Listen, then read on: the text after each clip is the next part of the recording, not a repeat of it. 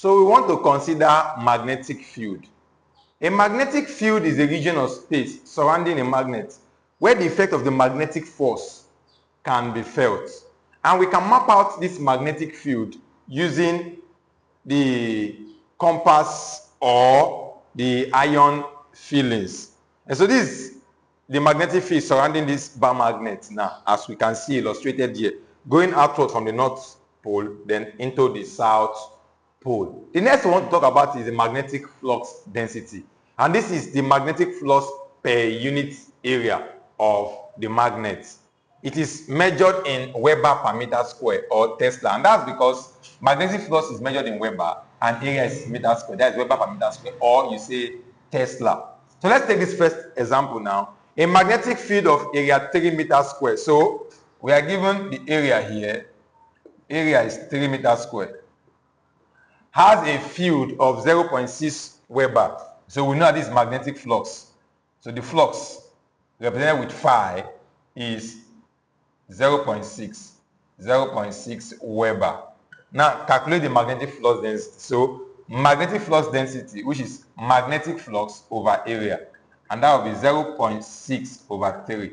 This gives us 0.2 Weber per meter square, or you say Tesla. So that's that for this example. Example 2, calculate the magnetic flux of a circular electromagnet with radius 0.03 meter and flux density of 1.8 Tesla. So quite easy. We are given the flux density, which is 1.8 Tesla, and we're given the radius 0.03 meter. So we can say the area will be pi r squared, since it is a circular electromagnet. And so that will be pi times 0.03 squared. This will give us 0.00283 meters squared. And now we know that flux density is flux over area. So we can say that the flux is flux density times area. And that will be equal to 1.8 times 0.00283. And this will give us 0.00283 times 1.8. 0.005 Weber. That's our answer. The Earth's magnet. You see, the Earth has magnetic field.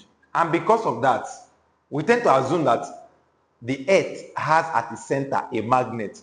So it's an assumption, not really true. But because of the Earth's magnetic field, we tend to make this assumption. You see, the Earth's magnet actually does not align with the geographical north and south. No, it tilts actually.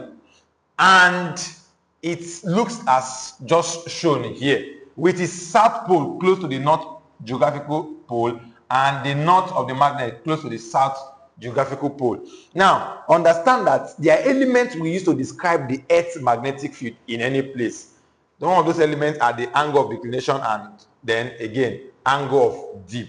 What then is angle of declination, or we call it angle of variation? This is the angle between the magnetic meridian and the geographical meridian of a place. This is what it means. Now, this is the geographical north and south pole. And this is the Earth's magnet, is north and south. Now, the angle these two makes is what we call the angle of declination or angle of variation. Next is angle of dip. What then is angle of dip? You see, if you suspend a bar magnet, the angle that bar magnet makes with the horizontal is what we know as the angle of inclination. And the angle of inclination varies from place to place on the Earth. Magnetic field on a current carrying conductor.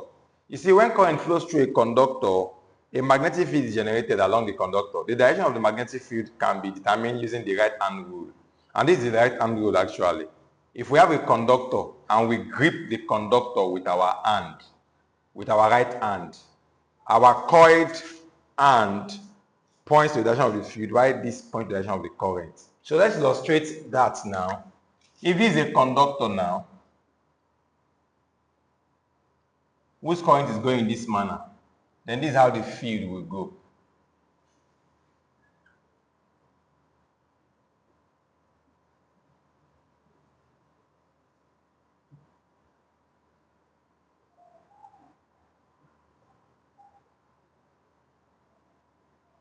on and on. So it's going in an anti-clockwise manner.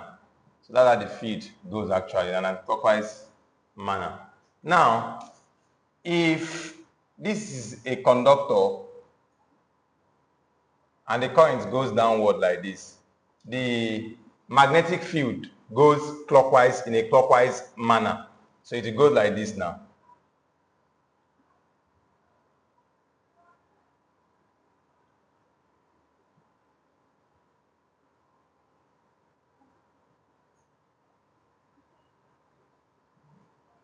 On and on. Don't mind my diagram. But I'm just trying to show that it will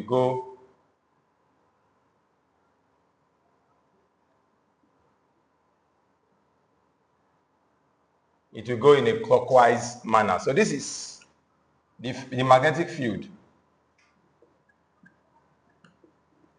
is anti-clockwise, and the magnetic field here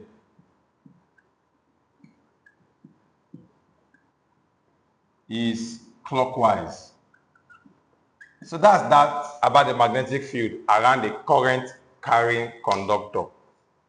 Magnetic field for different conductors. You see, we can use what we call Bell-Savart law. Actually, the Bell-Savart law is a modified Ampere law, but we don't want to go into all that actually and showing the steps of how we use Bell-Savart law. But if we use Bell-Savart law, because that will go actually beyond what we want for this course. Now, we have it that for a long conductor, if you use the Bell-Savart law, the magnetic field for a long conductor, you say just a long wire, is given as U naught I over 2 pi d. So if you have a long conductor now, and the magnetic field is formed around it. Now what's the magnetic field? The magnetic flux density or magnetic field for this field we have here. What's the magnetic flux density? Another name for magnetic flux density actually is magnetic field. That's why I say magnetic field. So what is it? Actually, if I'm considering a point here, it just means I will say U naught, which is U is permeability of free space actually, given as 4 pi times 10 to the minus 7 Henry per meter. Then the distance d from here to the conductor, the distance d. That's what we are seeing here. We also call it field distance. I is the current flow in that conductor.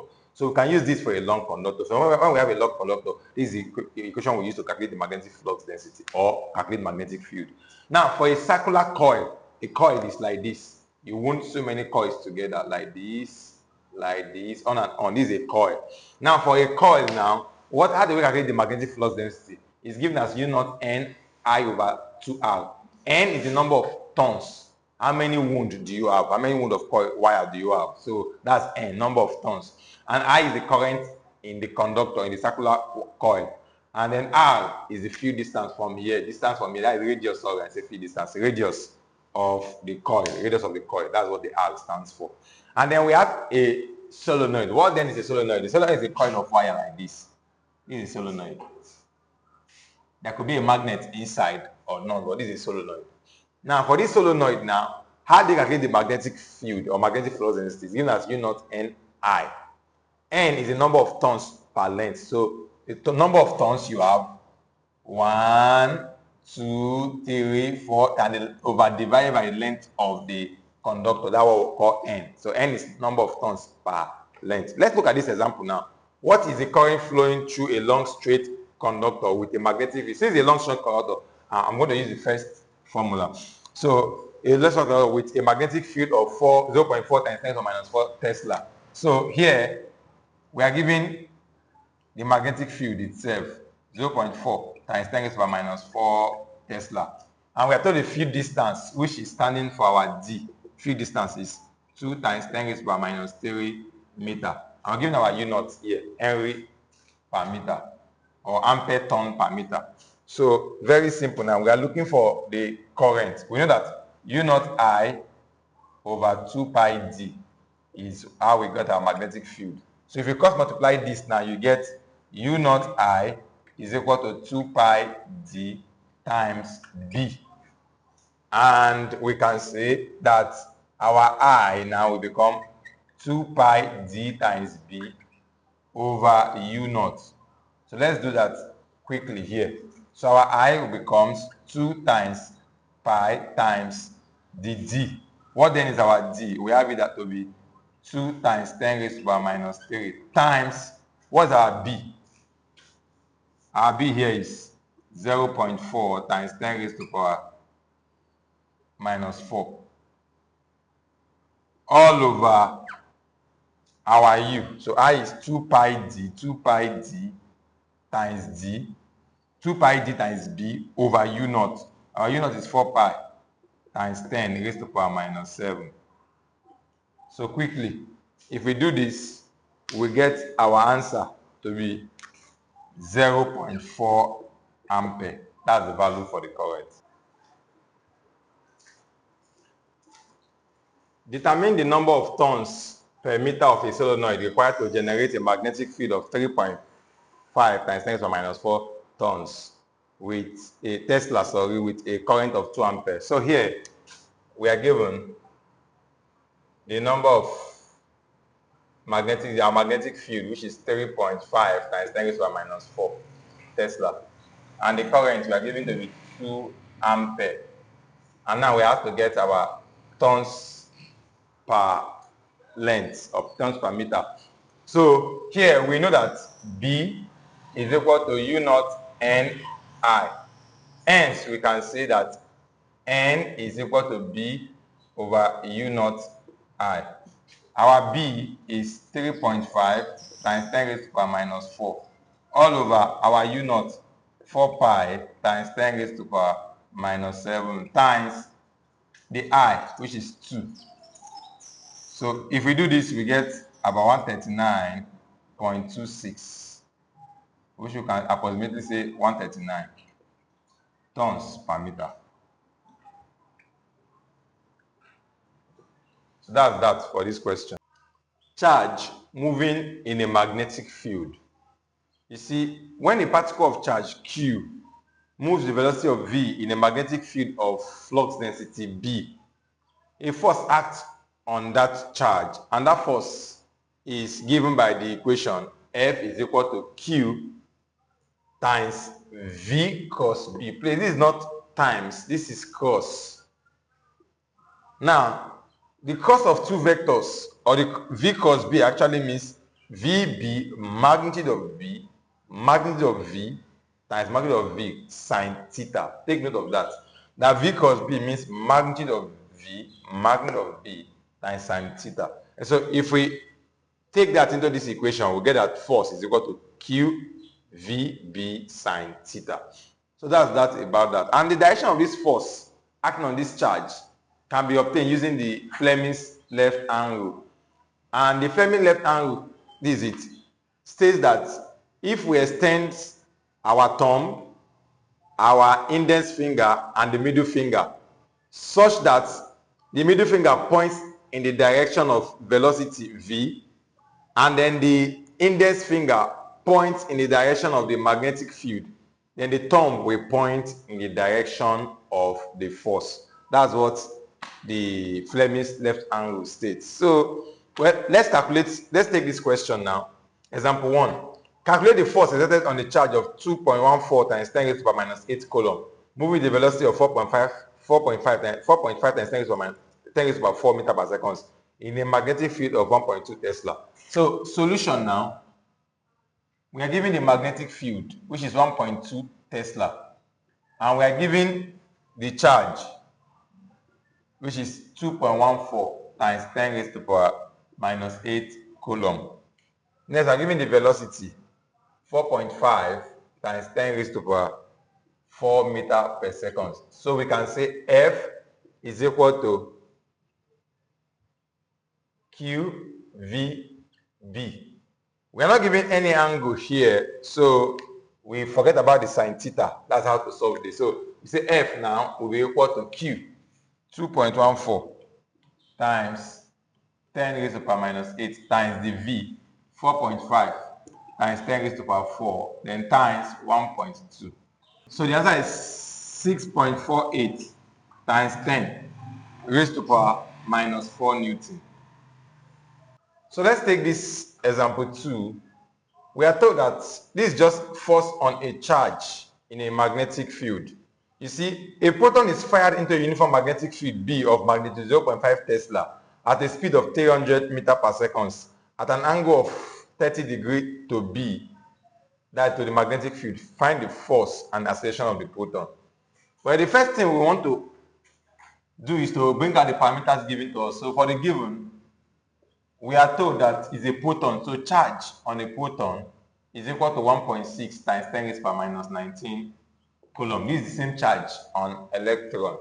Again, since it's a proton, the mass of proton is given as 1.67 times 10 raised to power minus 27 kg. Very important to note all of this. Charge on proton, electron, and mass of proton and electron.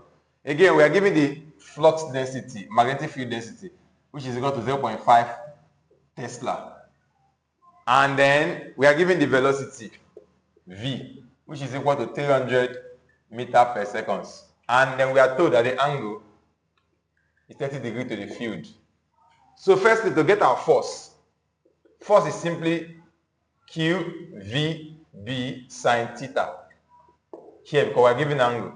So what's our Q? 1.6 times 10 raised to minus 19 times the V, 300, times the B, 0.5, then sine 30.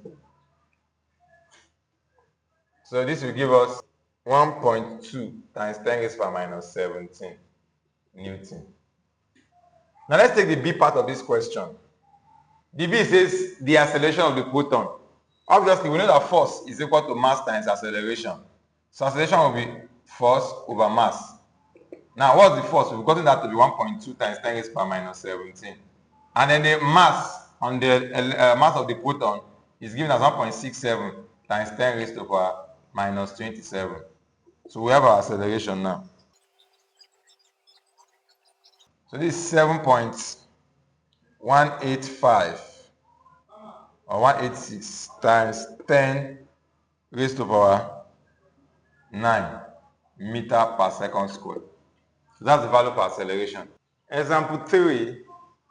An electron moves with a velocity of 1 meter per second along the z-axis. The B field is in the xy plane. Find the force acting on the electron. The geometry of the problem is given below. So we are given the velocity 1 meter per second in the direction of k, which is z, and B is equal to 2i plus 3j Tesla.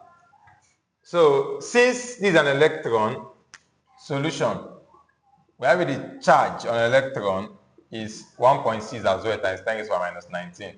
So this is a negative charge. If it's for proton, it's positive. So we know that force will be equal to Q V cos B, because this is given in vector form. So the first thing we want to do is to go and get our V cos B first of all. What is V cos B? We can use matrix for this, or we can use the normal way of doing cross product. But well, let's use matrix because I will be consistent. I will be using matrix whenever I have anything like this. So the first thing you do is to write your V.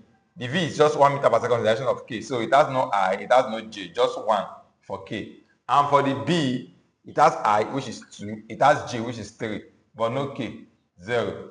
So here, if you close your I, the V cos B will give us, for the I, if you cover here and cover here, we get 0 times 0, 0, minus 3 times 1, that is minus 3. Then remember now, this is plus, minus, and plus. So then we minus J times, if you cover the J like this, you get 0 times 0 minus 2 times 1. So 0 times 0, 0 minus 2 times 1, which is 2. Then lastly, plus K. If you cover the K, cover here and cover here, you get this times this 0, this times this 0. So that is 0 minus 0 for K. So eventually what we have is minus 3I and then plus 2J.